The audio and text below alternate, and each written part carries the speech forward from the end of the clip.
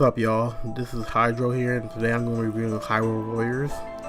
And for the most part, it's a good game. I really liked it, and it's new to me because it's my first Zelda game I ever played, but it makes me more interested in the series. Now, for the most part, if you already into Zelda already, or you're into the Warriors franchise in general, this is good for you. If you're into both, this is a double love. But if you already played a Warriors game, if you're already familiar with them, then you should know how this game is, and you understand where this is going. But for those that don't know or play Warrior, quote unquote Warrior games, it's basically a run hack and slash. You just run around fighting people, and you just defeat hordes of enemies, and you try to stack up. But the different thing about Zelda is that it made its own spin on it, and what I mean by that is most Warrior games, they don't really have the customizations, or for the ones I played, they don't have the customization weapons like this one offers. Also, this one that offers adventure mode, and also the 3DS version, it has all the DLC. So I think it's Hyrule Legends, what they call it, and it'll probably be a good buy if you were to get it right now. It has nice graphics, 1080p. The frame rate is like 60 frames. If you haven't seen it, go check it out. And it's an overall good game. Now, my only grief is the items. Because throughout the game, you get items, and you try to shuffle through them. I didn't like how you have to, because when you're in the heat of the moment and you're battling, you have to. It's kind of, if you're playing on the Wii pad, it's kind of impossible to switch around and use your go from the boomerang to the bomb, or to the crossbow, or to the potion. It makes it very difficult for you to maneuver those items, and you can get anything can happen in that while you're switching. And I didn't really like that. Another thing is, if you're already to the Warriors game, you already know how repetitive it can get. But for this one, I didn't really like it.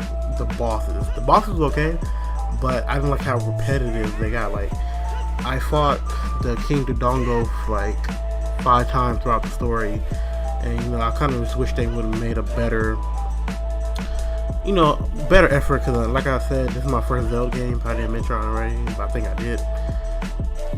I know there's more bosses they could have put in. This is a really nice game, so I really hope if they make a part 2 to this, they will add some more. But for the most part, it's pretty nice. Now, another thing this is like a personal gripe. I didn't really understand the spider or the spider web throughout the gameplay. It was kind of like, why would I go ahead and find this thing when I'm about to get my base is about to get blown up? I didn't get that. But another thing I personally have trouble with is the rupee grind. For like the money, and it feel like I couldn't trick out my character how much as I wanted to. It feel like I was always limited, and then you gotta get materials, and the crazy part is you got to share them. So it's really good if you're only playing with a certain character, but you're trying to like be equal amount, then it's going to be very hard for you. But another thing I liked was, I'm not going to spoil it, but you get to play as Ganondorf, and okay, how do I put this? When you play with Ganondorf, you feel like a god, and you feel very powerful. That's the definition of the game, how it's supposed to be. You're supposed to feel like a god. I'm not gonna say when you play it, but you just know you end up playing with him. And I like how they did the storyline. It was pretty interesting. And also, they have a pretty decent roster. I don't know off the top of my head how many they have, but it's pretty decent. Also, when you're the cutscenes was great. It's like the little cutscenes. Also, what else?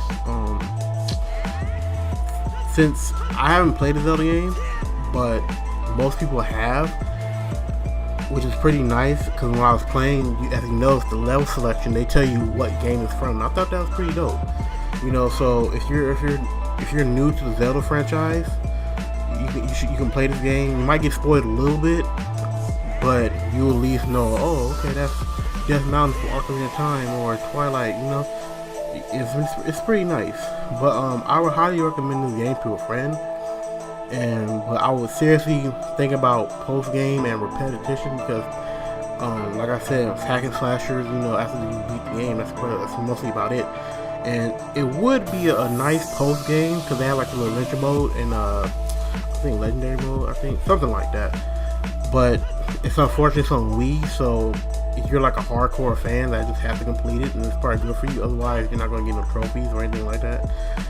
But overall, I would recommend it to a friend, and I'll probably get this game probably like at $30, probably used, or at least 40.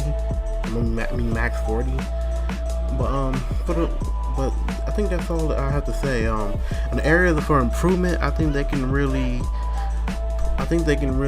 put more enemies in and probably have more of a urge to use other characters, because when you're using because let's be real, the game's centered around Link more than Zelda, but I think they should really make it to where you use all the characters. But I think that's it, and I hope I wasn't rambling too much, and I hope you like this review.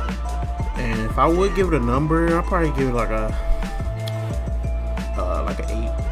So thank you, have a good day, like, comment, subscribe, and have a good one. Bye.